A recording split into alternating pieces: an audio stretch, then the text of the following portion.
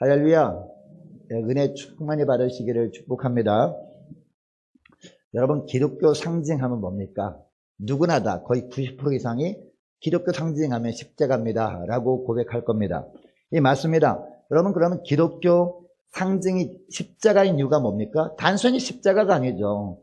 예수님이 달리신 십자가가 기독교의 상징이죠. 다른 말로 하면 예수님이 십자가에서 흘리신 보혈이 바로 기독교의 상징이고 핵심이라는 겁니다. 자, 왜냐하면 십자가를 통하지 않고는 부활의 영광에 우리가 이를 수 없기 때문입니다.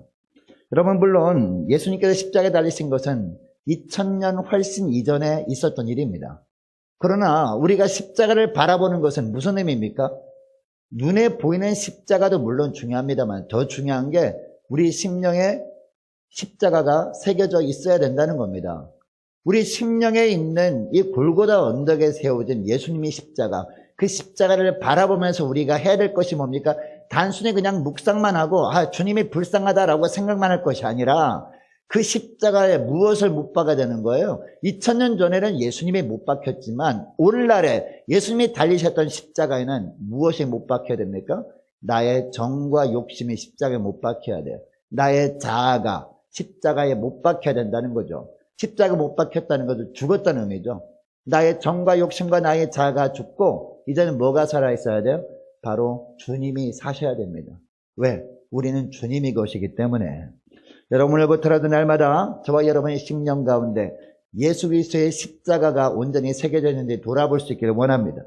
그리고 그 십자가에 저와 여러분이 정과 욕심과 자아를 완전히 날마다 새롭게 못 박고 죽이고 거기에 예수님이 사시는 삶을 살아가기 시작할 수 있는 저와 여러분 되시기를 축복합니다. 자, 오늘은 종려주일입니다. 예수님의 공생의 기간 마지막 일주일을 보내시기 위해서 예루살렘 성에 입성하신 날을 기념하는 그런 주일이죠. 자, 오늘 본문은요, 이 종려주일에 대한 내용이 나오고 있습니다. 자, 오늘 본문의 내용은 사복음서에 다 나옵니다.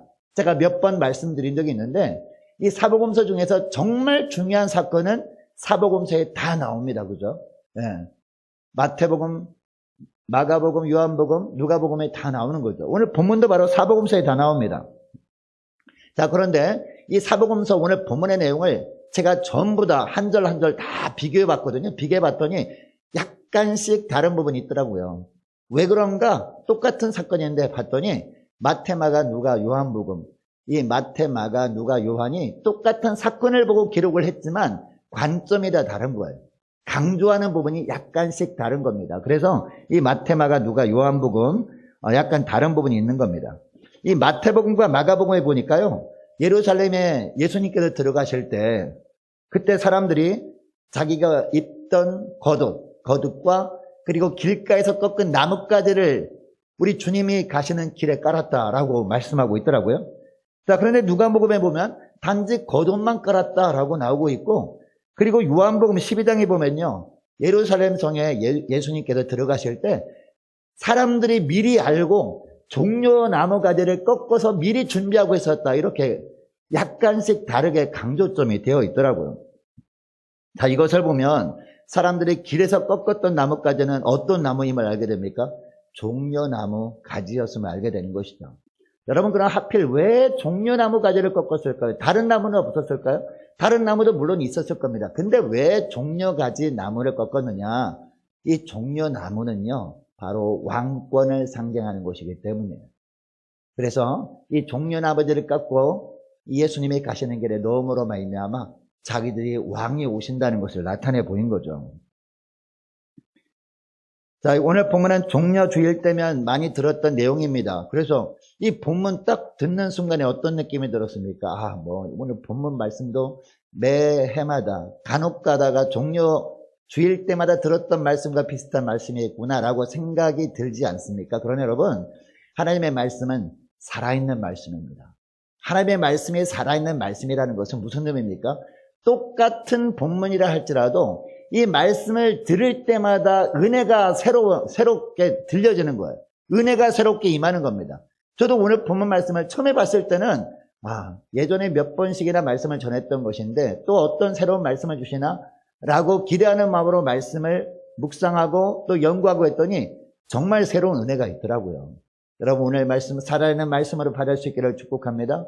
우리 마음이 닫혀 있으면요 살아있는 말씀으로 우리 심령 가운데 오지 않습니다.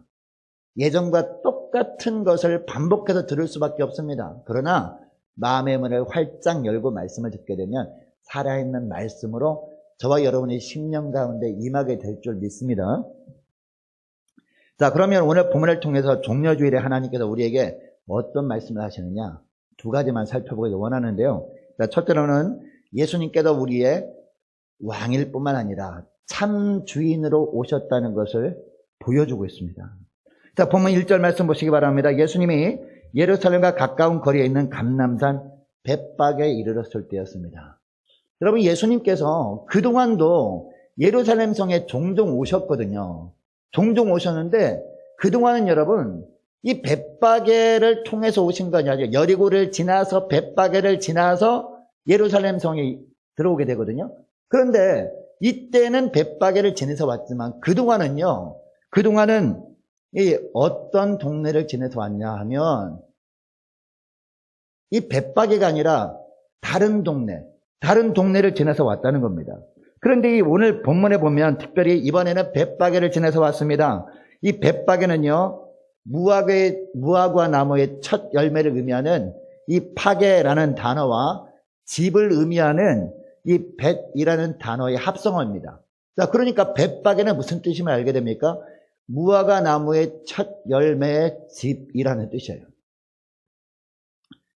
여러분이 벳박에를 특별히 지나서 예루살렘 성에 입성하시려고 하는 뜻이 있을 건 아닙니까?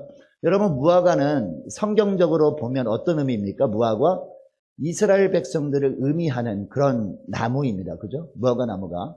그리고 오늘날은 영적으로 보면 하나님의 백성들을 의미하는 그런 나무라는 것이죠. 자, 그러니까 예수님께서 예루살렘성 입성하시기 전에 벳박에에서 행했던 일은 어떻게 보면 하나님의 백성들에게 하나님께서 보길 원하시는 첫 열매가 무엇인지를 보여주시는 겁니다. 이 벳박에는요 감람산 옆에 있는 그런 동네였습니다. 그러니까 감람산이 잘 보이는 곳에 이르렀을 때였다라는 겁니다. 이때 예수님이 두 제자를 어디로 보냅니까? 이 벳박에 맞은편 마을로 보내죠. 맞은편 마을로 가면 메인 나귀와 나귀 새끼가 함께 있는 것을 보게 될 텐데 그 나귀를 풀어서 주님께 데리고 오라 라고 말씀을 하십니다.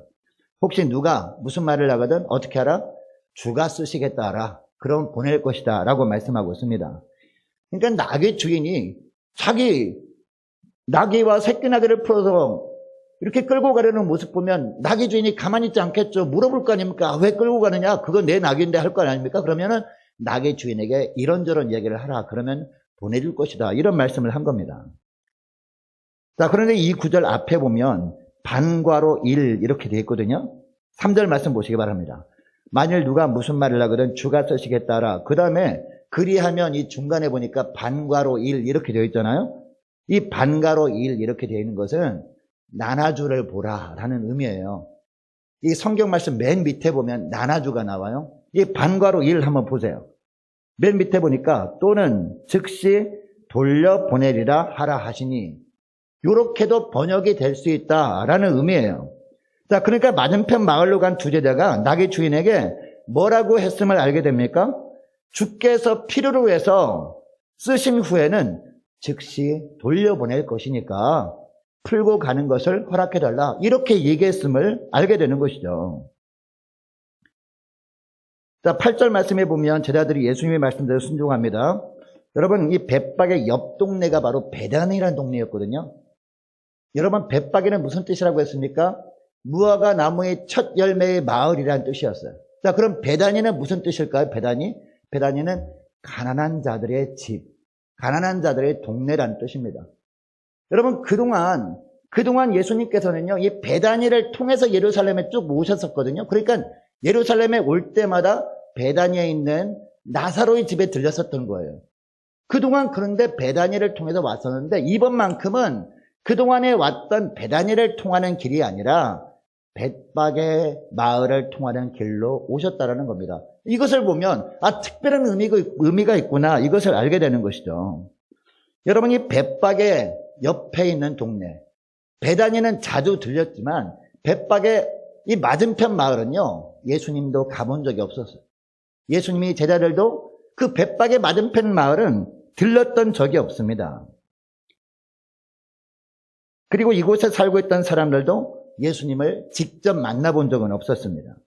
그리고 여러분, 마태복음은 예수님이 왕으로 이 땅에 오셨음을 보여주는 그런 책 아닙니까?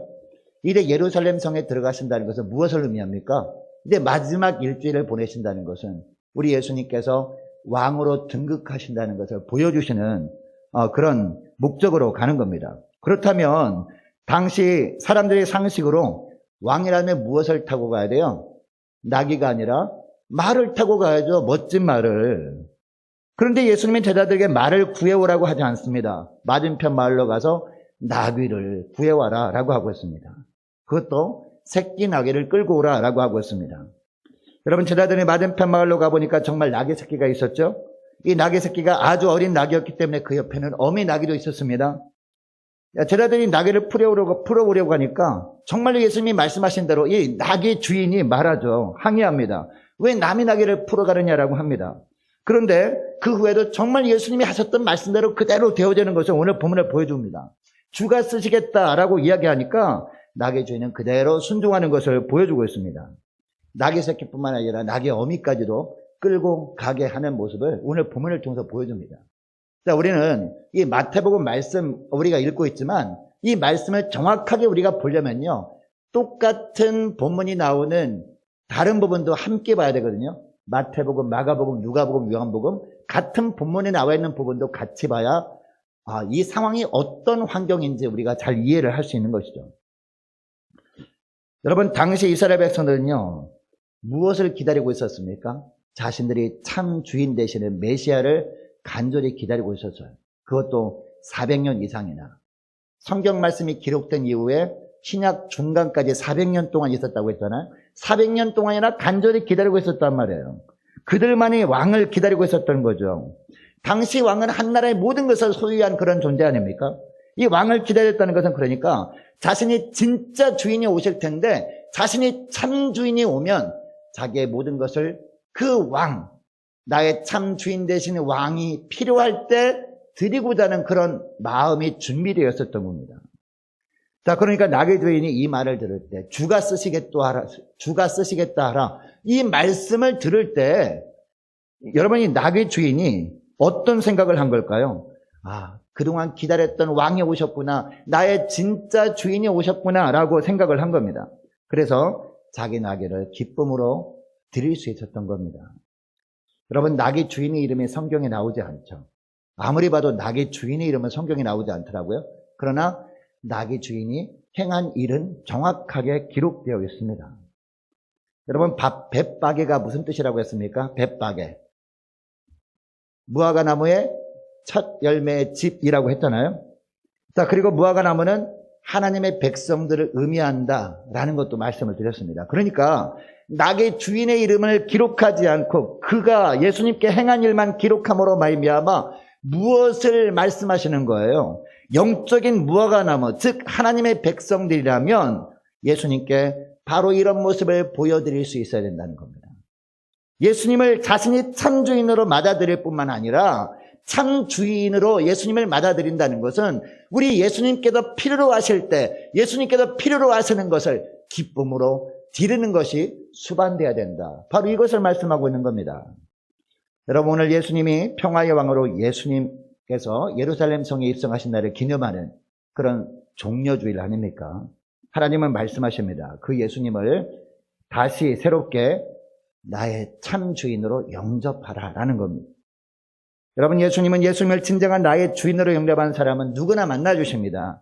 그리고 어떤 간구도 들어주시길 원하십니다. 주님은 오늘도 우리의 진정한 주인으로 오셔서 풍랑이는 우리의 마음에 하늘의 평강을 충만하게 채워주시기를 원하고 계십니다. 여러분, 예수 믿고 있는데 아직까지도 미래에 대한 염려와 불안감으로 가득한 이유가 뭘까요? 아직까지도 내 마음이 요동침으로 말미암아 걱정으로 가득한 이유가 뭘까요? 아직까지도 내 삶의 주인의 자리에 내가 앉아있는 거예요. 그래서 내 생각대로 안 되면 걱정이 되는 거죠. 내 뜻대로 일이 안 풀리면 염려로 가득해 있는 겁니다. 우리 주님께서 이 시간에 종려주일날 예루살렘 성에만 입성하는 것이 아니라 저와 여러분의 10년 가운데로 다시 한번 저와 여러분의 참 주인으로 입성하기를 원하시는 줄 믿으시기 바랍니다. 그 예수님을 저와 여러분의 참 주인으로 다시 한번 맞아들일 수 있기를 원합니다. 그리고 그 예수님께서 필요로 하시는 것들 있다면 그것을 기쁨으로 내어드릴 수 있는 저와 여러분 되시기를 축복합니다. 우리 예수님께서 그냥 가지시겠다고 하지 않잖아요. 그 나귀를 필요로 할 때 사용하신 다음에 돌려주겠다라고 말씀하셨잖아요. 그죠? 마찬가지입니다. 주님께도 우리에게 필요로 한 것들을 그냥 주님께도 그냥 가지고 끝낸다라고 말씀하지 않습니다. 그것을 몇 값들로 돌려주겠다라고 말씀하시는 거죠. 우리 주님께서 필요로 하는 것이 우리의 시간일 수 있습니다. 우리의 노력일 수 있어요. 우리의 수고일 수 있다는 거죠. 그러나 그것을 주님께도 원하실 때 그때를 놓치지 마시고요. 주님이 원하실 때 기쁨으로 주님께 드릴 수 있는, 그래서 우리 예수님을 참주인으로 진정으로 모셔드릴 수 있는 종려주일 될 수 있길 주 이름으로 축복합니다. 그때부터 우리 심령을 충만하게 채우고 있었던 두려움이 주님 주시는 하늘 평강으로 채워줌으로 말미암아 우리가 날마다 평강 가운데 살아갈 수 있는 겁니다. 날마다 승리의 삶을 살게 되는 줄 믿습니다. 자, 그리고 두 번째는요, 우리 주님께서 약속하신 것들을 행하시잖아요. 성경에 약속하신 것들을 주님은 반드시 이루시는 주님이신데 어떻게 이루시느냐? 철저하게 다 준비해 놓으시고 정확하게 다 준비해 놓으시고 그 일을 이루신다라는 것을 오늘 본문을 통해서 보여주고 있습니다. 일단 오늘 보면 4절 5절 말씀 보시기 바랍니다. 예수님이 새끼 나귀를 끌고 오게 하신 이유가 나오죠. 4절 5절 말씀도 보시기 바랍니다. 4절 5절 같이 읽습니다. 시작. 이는 선지자를 통하여 하신 말씀을 이루려 하심이라. 일러스되 시온의 딸에게 이르기를 내 왕이 내게 임하나니 그는 겸손하여 나귀 곧 멍에 매는 짐승의 새끼를 탔도다 하라 하였느니라. 아멘. 자, 5절 말씀 바로 앞에도 보면 기억이 나오죠. 기억. 성경 맨 밑에 보면 기억에 뭐가 나와요? 성경 구절이 나와요. 구약 성경 구절이 나와요. 구약 성경 구절 두 구절이 나오는데요. 이사야 62장 11절 그리고 스가랴 9장 9절 말씀이 나오잖아요. 이것은 무슨 얘기냐? 우리 예수님께서 이 이사야 말씀과 스가랴 말씀을 인용해서 이 말씀을 하고 계시는 거예요. 그러니까 예수님께서 나귀 새끼를 가서 끌고 오라라고 하신 것은 무슨 뜻이라는 얘기예요? 우리 주님께서 이 구약 성경의 말씀을 이루기 위해서 나귀를 준비시켜 놓았으니까 그 나귀를 끌고 오라라는 말씀인 겁니다. 자, 새끼 나귀를 끌고 오라고 하셨고 나귀 주인을 우리 주님께서 이미 감동시켜 놓아 주셨다라는 겁니다. 이 다른 말로 하면 예수님이 평화의 왕으로 우리 참주인이 되기 위해서 예루살렘성 입성하시는 것은 구약 시대 때부터 미리 계획되어 있었고 이제 때가 되면 우리 주님께서 다 준비해 놓으셨다는 겁니다. 나귀도 준비해 놓으셨고 나귀만 준비하면 뭡니까 여러분? 이 나귀 주인의 마음이 준비가 되어 있지 않으면 여러분 나귀를 끌고 오려고 한다 할때도 그게 됩니까? 안 되잖아요. 나귀도 준비해 놓으셨고 나귀 주인의 마음까지도 다 준비해 놓으신 다음에 제자들을 보낸 거예요. 제자들은 그냥 순종하고 가기만 하면 그냥 주님께 쓰임받게 되었던 것입니다. 여러분 예수님이 말씀하셨을 때 모든 것이 순조롭게 다 준비가 되었습니다. 나귀 새끼 주인의 마음도 열려서 순순히 자기 나귀를 내어주었습니다. 여러분 만약 예수님이 공생의 마지막 일주일을 지내시기 위해서 예루살렘 성에 들어가실 때가 아니라 평소 같았으면 여러분 생각해 보시기 바랍니다. 평소 같았으면 나귀 주인은 이 나귀를 자기 나귀를 내어주었을까요?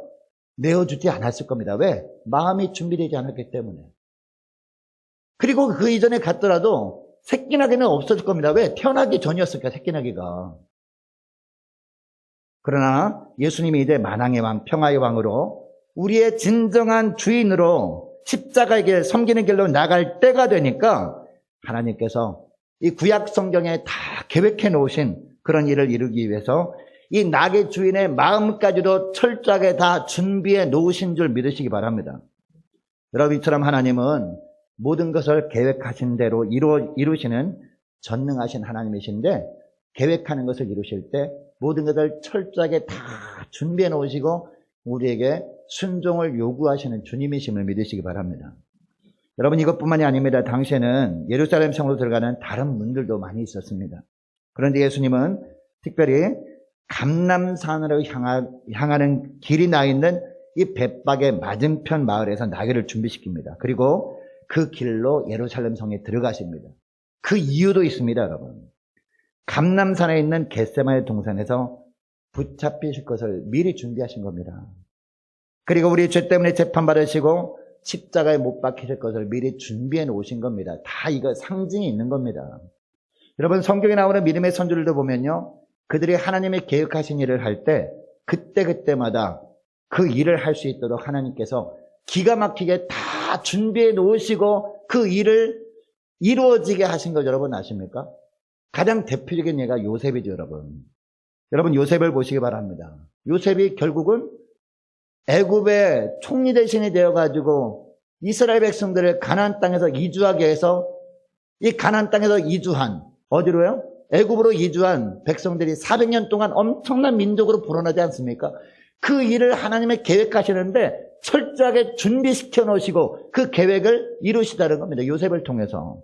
여러분, 요셉이 형들의 시기를 받고 깊은 웅덩이에 갇히지 않았습니까?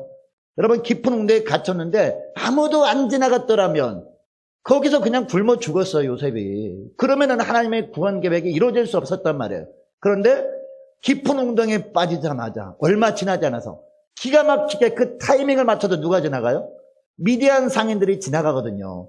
하나님께서 다 계획해 놓으신 거란 말이에요. 다 준비시켜 놓은 거란 말이에요. 결국은 이 미디안 상인들에 의해서 애굽에 팔려가잖아요. 여러분, 애굽에 가서도 그렇습니다. 보디발의 집에서 억울한 누명을 쓰고 감옥에 갇히긴 합니다. 근데 여러분, 그냥 단순히 감옥에 갇혀 있다면 아무런 의미가 없잖아요. 감옥에 갇혔는데 기가 막히게 그 타이밍에 맞춰서 감옥에 또 갇힌 사람들이 누구예요? 네? 애굽의 바로왕의 관원장들이잖아요. 술 맡은 관원장들, 떡 맡은 관원장들, 이들의 꿈을 풀어줬다가 결국에는 나중에는 애굽의 바로왕의 꿈도 풀어줘서 그것 때문에 총리 대신이 되는 거 아닙니까? 이처럼 기가 막히게 다 준비해 놓으시고 하나님께서 우리의 앞길을 열어가시는 분이십니다, 여러분. 여러분, 모세도 보시기 바랍니다. 태어난 이후에 결국은 여러분 갈대 상자에 넣어서 나일강, 이 갈대밭 사이에 놓게 되잖아요. 근데 그때 아무도 오지 않았더라면 거기서 죽고 말았겠죠. 애기가 먹지도 못하고 하니까. 근데 때마침 하나님께서 준비시켜 놓은 사람이 누구예요? 네? 애굽의 바로왕의 공주를 마침 그때 때 맞춰서 목욕을 하고 나오게 만드신 거예요. 물론 목욕하고자 하는 마음을 이 공주가 스스로 마음을 먹었다고 생각할 수 있지만 여러분, 역사를 주관하신 분은 하나님이시거든요. 우리 인간적인 생각에는 우연한 일처럼 보이는 일들을요, 하나님이 다 준비시켜 놓으시는 거예요. 누구를 위해서? 주님의 일꾼들을 위해서. 주님의 일꾼들을 통해서 하나님이 일을 계획해 놓으시는데 그 계획해 놓은 일들을 이루시기 위한 하나님의 준비 과정 중에 그 모든 것들이 있다는 겁니다. 여러분, 결국 모세가 애굽 바로의 공주의 아들이 되어서 40년 동안 왕궁에 살잖아요. 왕궁에 살다가 결국은 살인자로 이제 몰려서 결국 죽임을 당할 뻔합니다. 미디안으로 도망칩니다. 여러분, 미디안에 가서도 마찬가지죠. 미디안에 가서 하나님의 준비시켜 놓은 사람들이 없었다면 거기서 꼼짝 못하고 죽게 되었을 겁니다. 그런데 미디안에 갔더니 하나님이 누구를 준비시켜 놔요? 이도로를 준비시켜 놓잖아요. 이도로를. 미디안의 제사장 가정. 우연히 만난 것처럼 보입니다. 그 딸을 우연히 만난 것처럼 보이지만 결코 우연이 아니었다는 겁니다. 결국 거기서 이제 40년 동안 열심히 훈련을 받죠. 40년 훈련을 받아서 80이 되었습니다. 80이 되어서 하나님께서 애굽의 바로왕 앞에 가서 내 백성을 보내라라고 하라라고 명령을 하잖아요. 근데 이때도 40년 동안 미디안에 살았기 때문에 애굽말을 잘 못하게 되었어요. 그래서 걱정할 것이 없었습니다. 그래도 왜? 하나님이 준비시켜 놓은 사람이었어요. 누구요? 아론을 준비시켜 놓잖아요. 말 다르는 아론을 내가 준비시켜 놓았다라고 하거든요. 여러분, 바울도 보시기 바랍니다. 바울이 다메섹 도상에서 부활의 주님을 만나서 눈이 멀게 되죠. 눈이 먼 채로 다메섹으로 들어갑니다. 여러분 이때 하나님이 준비시켜 놓은 사람이 없었다면 그냥 이 사도 바울이 그냥 눈먼처럼 있으면 어떻게 주님의 일을 감당합니까? 그런데 하나님께서 그때에 맞춰서 누구한테 나타나십니까? 하나님의 천사가 아나니아라는 사람, 이 아나니아라는 사람, 다메섹에서 살고 있던 아나니아라는 사람에게 나타나서 이제 바울이라는 사람이 올 텐데 안수해서 눈을 뜨게 하라고 미리 말씀해 주시잖아요. 다 준비해 놓으신 거란 말이에요. 여러분, 그러니까 오늘도 마찬가지입니다. 주님께서 우리에게 무슨 일을 맡기실 때 우리가 볼 때는 하나님, 저에게 능력이 없습니다. 제가 무슨 일을 할 수 있습니까? 저 못합니다 라고 할 수 있어요. 인간적으로 보면 깜깜하잖아요. 앞날에 어떤 일이 벌어질 때 나는 몰라요. 하나님, 저는 못합니다 할 수 있지만 주님이 말씀하시면 순종하시기 바랍니다. 왜냐하면 주님이 말씀하셨다는 것은 미리 다 계획해 놓으신 것을 말씀하시는 것이고요. 주님께서 계획해 놓으신 것을 이루실 때가 되어서 우리에게 말씀하시는 것이기 때문에 우리가 순종하기만 하면 무엇을 보게 돼요? 아, 하나님께서 다 준비해 놓으셨구나. 내가 볼 땐 몰랐는데 기가 막히게 우연을 가장한 하나님의 준비하심을 통해서 우리가 순종의 길로 갈 수 있도록 하시는 분이 우리 주님이시라는 거죠. 이것을 보여주시는 겁니다, 여러분. 여러분, 이번 주 금요일 저녁에 있을 성찬식이 있습니다. 그 성찬식의 은혜도 마찬가지입니다. 그냥 성찬식에 참여만 하면 은혜가 임할까요? 물론 은혜가 임할 수 있습니다. 그러나 풍성한 은혜는 임할 수 없어요. 그러나 여러분, 성찬식 한번 여러분 참석할 때마다 주님께서는요, 누르고 흔들어 넘치는 은혜를 풍성히 받으라고 하시는 거거든요.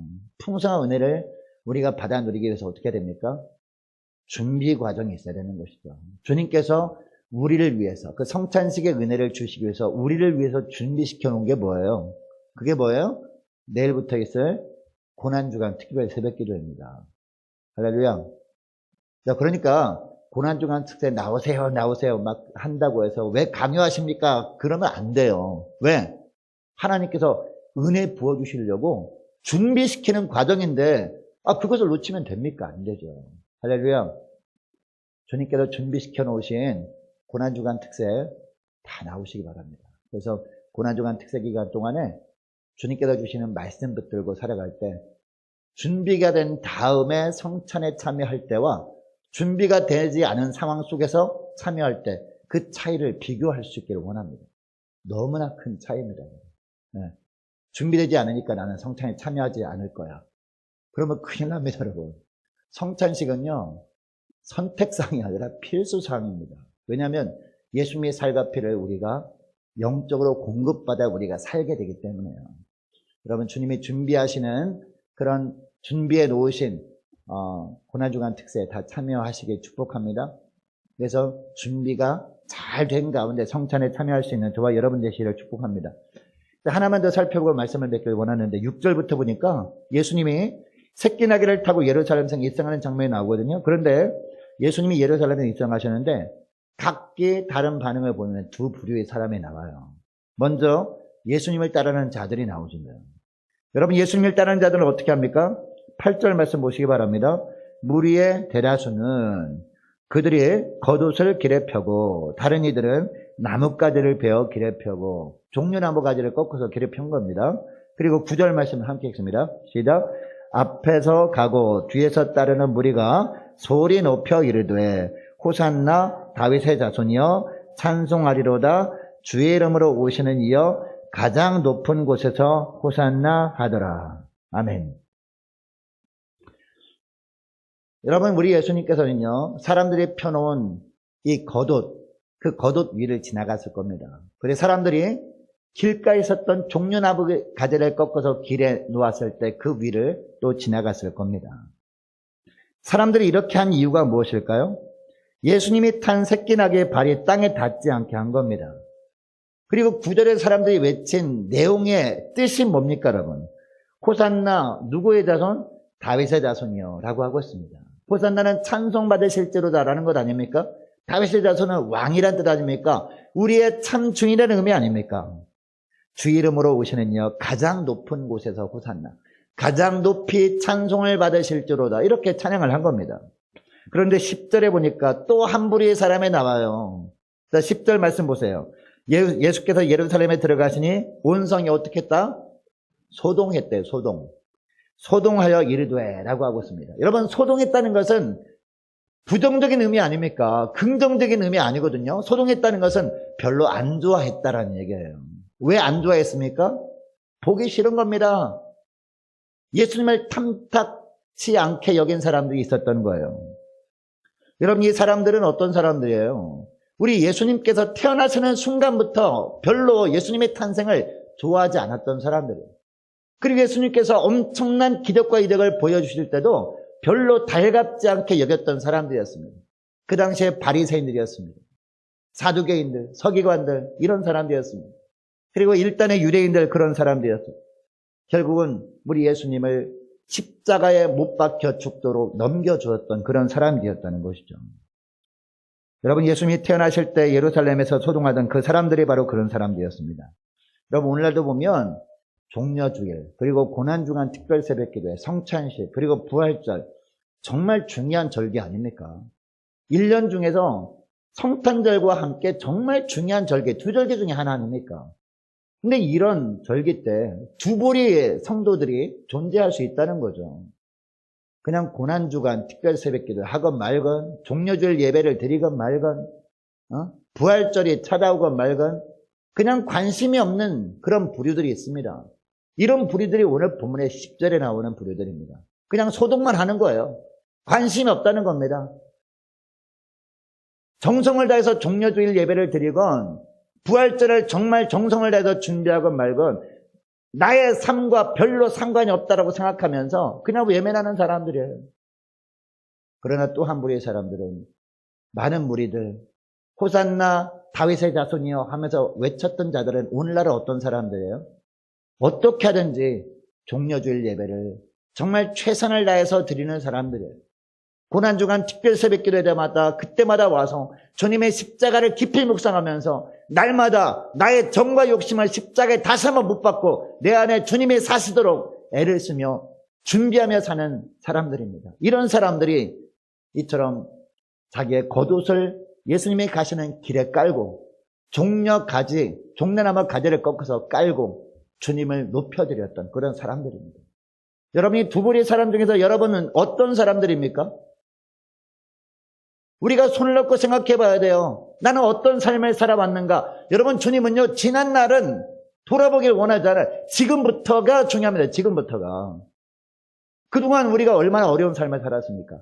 이런 어려운 과정을 지나면서도 주님께서 우리에게 베푸신 은혜가 너무나 크잖아요.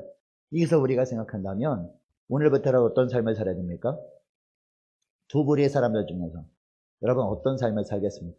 우리가 겉옷을 주님께서 예루살렘에 들어오시는 길에 깔 수는 없습니다. 종려나무 가지를 꺾어서 깔아드릴 수는 없단 말이에요. 그러나 우리가 할 수 있는 일이 있습니다. 그게 뭡니까? 예배를 정말 은혜 가운데 드리는 것. 이건 할 수 있잖아요. 우리가 영과 진리로 오직 주님께 온전히 영광 돌리며 예배 드리는 것을 할 수 있잖아요.